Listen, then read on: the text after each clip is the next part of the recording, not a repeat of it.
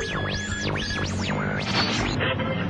had a little lamb. The fault. We believe that all men are created equal. To the magnificent mosaic that is America. From radio beacon to radio beacon.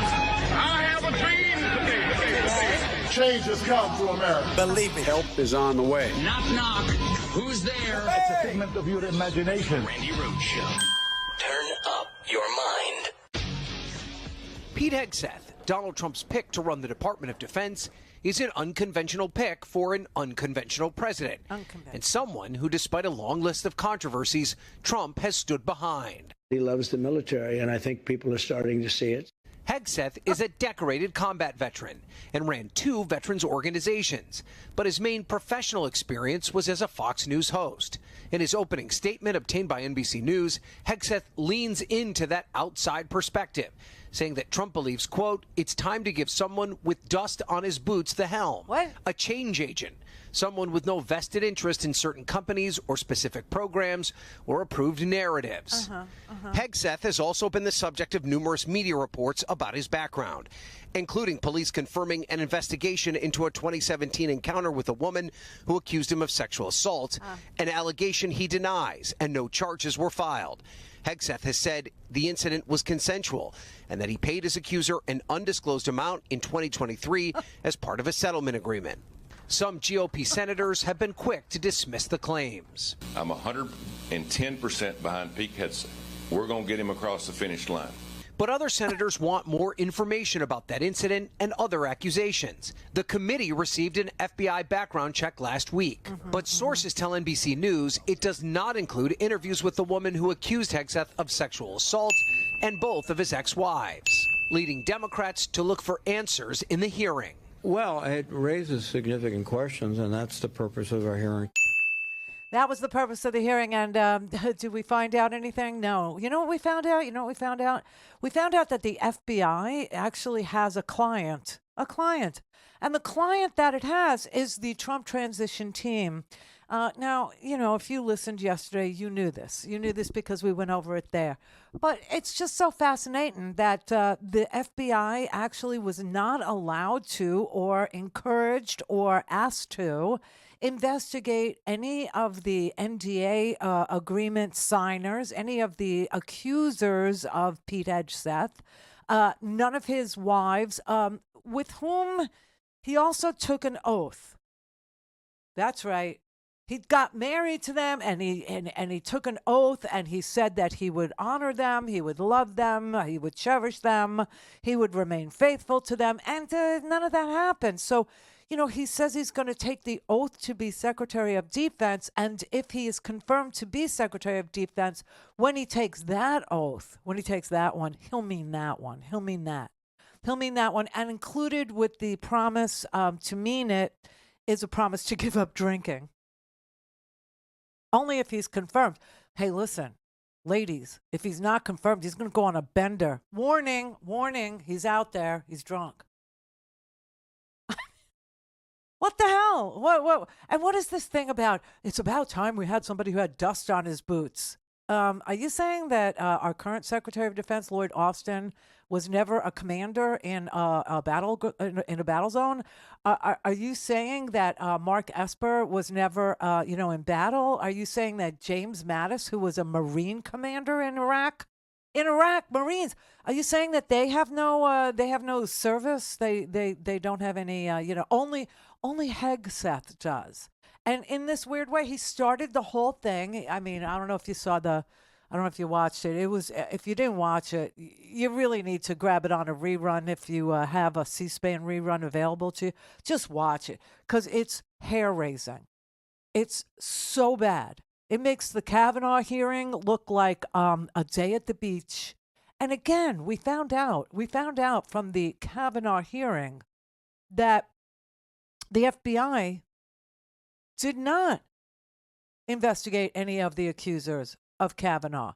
That instead of the FBI fielding the leads from the multitude, it was thousands, literally thousands of calls to the FBI to report that he did that to me too. It was the Me Too thing, right? And the FBI didn't investigate any of those women, none of them at all, under the Donald Trump FBI. And instead, the calls were directed to the White House. Do you remember that? I mean, so what Donald Trump uses the FBI for is to block information, not gather it. Now, the FBI is doing a service for us, supposedly, when they help an incoming team of president and vice president and, cabinet members and things like that. They literally are, posing as the vetters of people who would be exposed to the deepest, most closely held secrets that the United States actually has. Now, we know Donald Trump can't be, he can't be responsible for keeping those secrets secret because he didn't last time. And nothing happened to him because he's learned that our justice system can be delayed to the point where justice is denied. And he knows how to play that game, and he played it. And he won. But that's the only trick he knows. It's like Elon Musk knows how to make phone calls, and he knows how to get government grants, and he knows how to get rich people to give him money. I mean, it's like these guys are one-trick ponies. They each have a trick. However, we never found out about Kavanaugh's, alleged accusers because Donald Trump used the FBI to not take calls, to cover it up, to not investigate, to not ask questions, to not follow through, to not follow up. And the same thing happened here. What we found out yesterday was that the FBI was not asked to interview the ex-wives of Hegseth, who he cheated on with the successive wife, right? And that the FBI was not asked to investigate the women who signed NDAs or the women who accused him of being violent. Okay, so because the incoming didn't ask for those things to happen, they didn't happen because that's the way the FBI approaches vetting for an incoming team. The incoming team has to request whether or not they want a real investigation or not, and they don't. They didn't.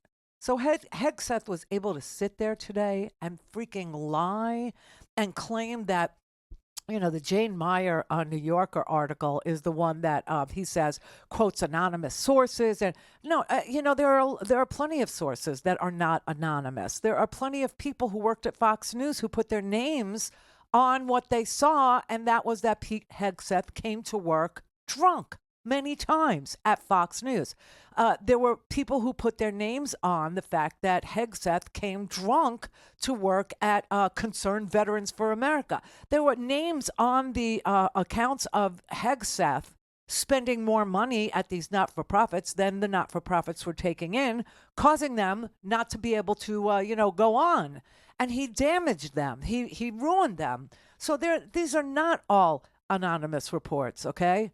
But he's sitting there saying, "Oh yeah, you're just you were just saying you're quoting anonymous sources and blah blah." And Tim Kaine finally, when it was time for him to question Hegseth, he was like having none of it. He said,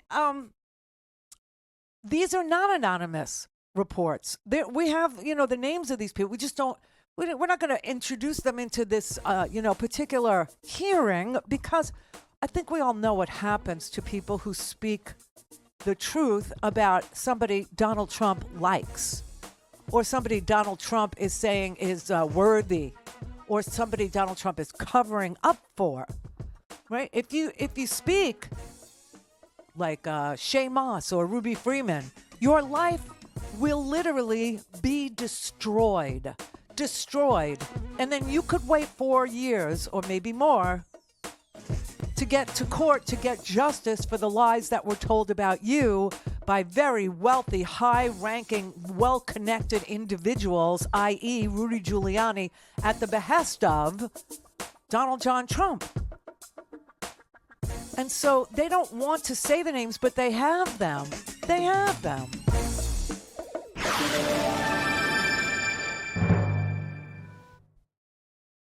A things Randi at RandiRhodes.com. Go for launch. Speaking truth to power, the Randi Rhodes Show. The point of the background check is to make sure that the person you put forward can't be compromised, can't be blackmailed, can't be bribed. These are all the types of things that background check is supposed to be providing information to me, the senator, who is going to be part of the advise and consent. So I can't even make up my mind whether or not this man personally is vulnerable to being blackmailed. What if the next woman comes forward while he's Secretary of Defense and say, I'm going to come forward and I have the receipts on you and that sexual assault and I have tape and video, whatever that is. What if Russia comes forward and says that? Now do we have a Secretary of Defense who can be bribed or who can be blackmailed by a foreign power? Because if I was a foreign power, that's what I would be trying to dig up that information on. All of that aside from the fact that he's not qualified to run the organization. Bingo. He's never run anything bigger than a 40-man platoon. The last two organizations that he was responsible for their financial well-being, they had to bring in a forensic accountant because he mismanaged it so badly. This man is not qualified to run an Applebees, let alone the Department of Defense. I mean, your local Applebees manager has managed more people and a bigger budget than he has. That's true. That's true. I mean, he said he testified to the fact that he thought he had about 8 to 10 employees when he was mismanaging a not-for-profit veterans organization. I mean, and then the rest of it was just really disgusting. I mean, really heinous, really ugly. He said, remember the Lafayette Square Park clearing episode? He said he would have shot the protesters in the legs. He said he was definitely down for that. They asked him about torture and waterboarding, and his first answer was, well, it's illegal. And then he said, well, you worked at Guantanamo Bay. Would you do it? And he goes, well, I'm not going to, hold up America keeping itself safe to some foreign international court like the, Hague. I'm not going to do that. So, he actually confessed to these facts that he would actually torture people.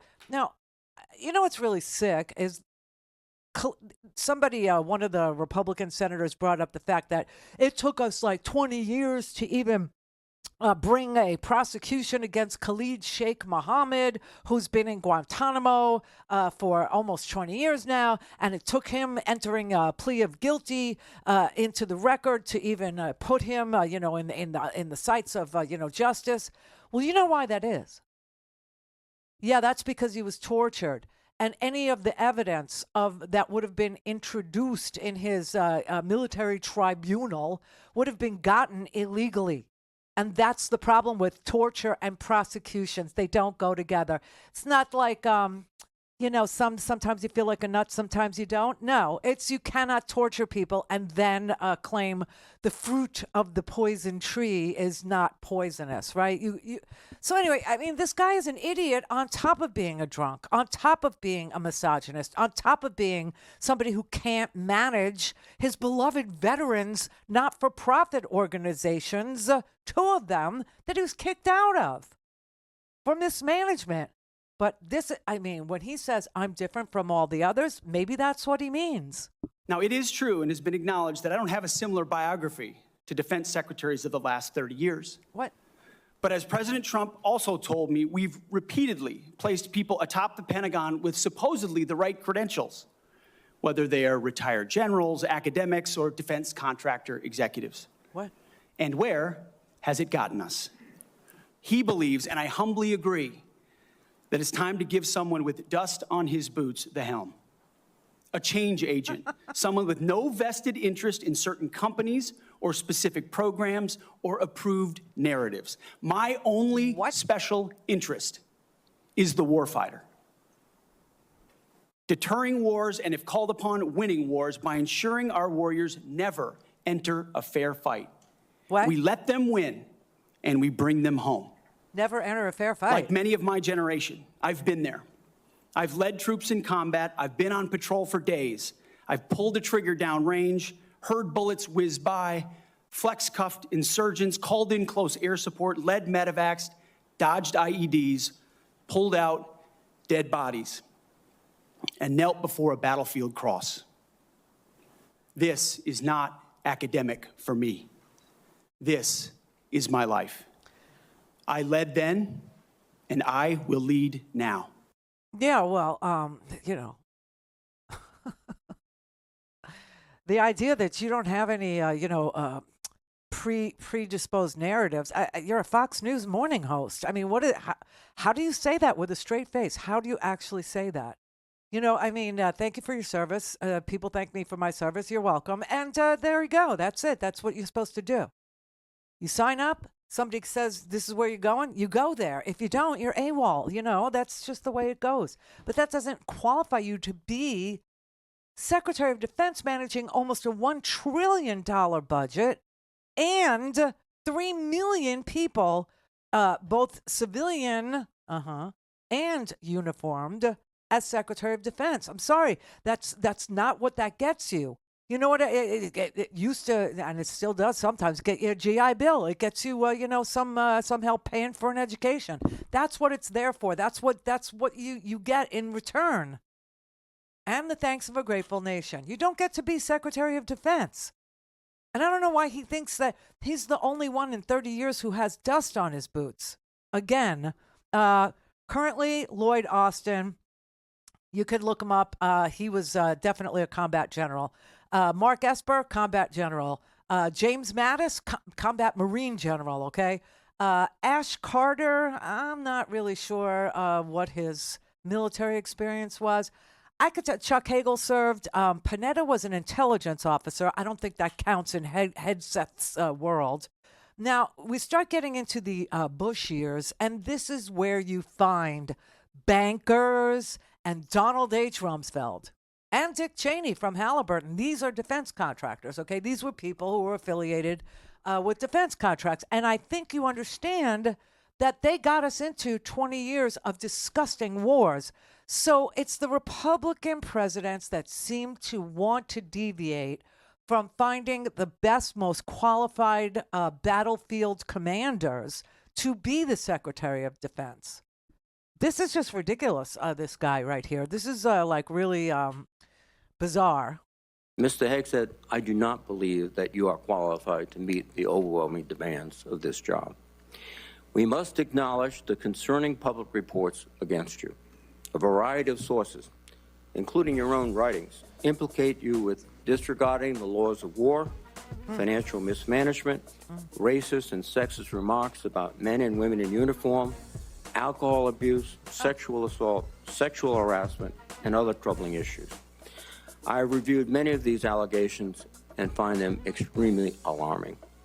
Indeed, the totality of your own writings and alleged conduct would disqualify any service member from holding any leadership position in the military, much less being confirmed as the Secretary of Defense. Dude, that's the truth. That's the freaking truth, okay? If you're found to be, somebody who assaults women in the military, in the military they blame the woman, but not Secretary of Defense. I'm sorry, it's just a bridge too far with this dude. Don't have time to listen to the live show? Want to hear more on your schedule? Go to RandiRhodes.com and buy a stinking podcast.